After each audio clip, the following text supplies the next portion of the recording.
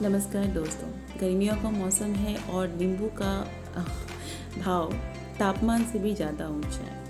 मगर आज मैं आपको नींबू खाने के लिए नहीं बोलूँगी, ना ही नींबू के रस को पीने के लिए बोलूँगी। मैं आज आपको लेमन वाटर के फ़ायदे और नुकसान बताने जा रही हूँ। गर्मियों का मौसम शुरू होते ही हमारे दिमाग में सबसे पहला एक इमेजिनेशन आता है, गर्मियाँ हैं, छुट्टियाँ हैं और हम लोग आराम से बैठ के टीवी ऑन करके लेमन वाटर पी रहे हैं। No doubt it's a very good thing, लेकिन इसके बहुत सारे नुकसान भी हैं जिसे मैं आज आप तक पहुंचाना चाहती हूँ।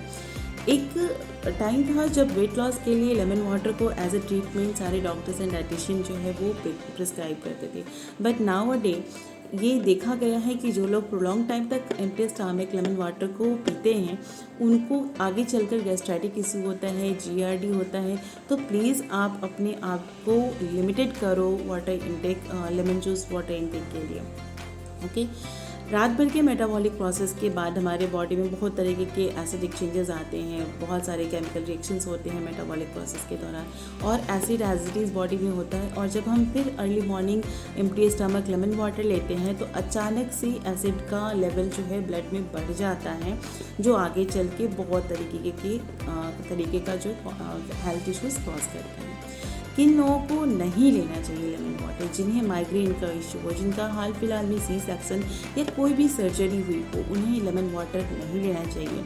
जिनके डेंटल इश्यूज़ हो, टीथ डिकेज हो रहा हो या गम्स प्रॉब्लम हो, उन्हें अगर लेमन वाटर लेना भी है तो वो डायरेक्टली ना ले करके स्ट्रॉ के सहारे से लें तो ज़्यादा अच्छा होगा।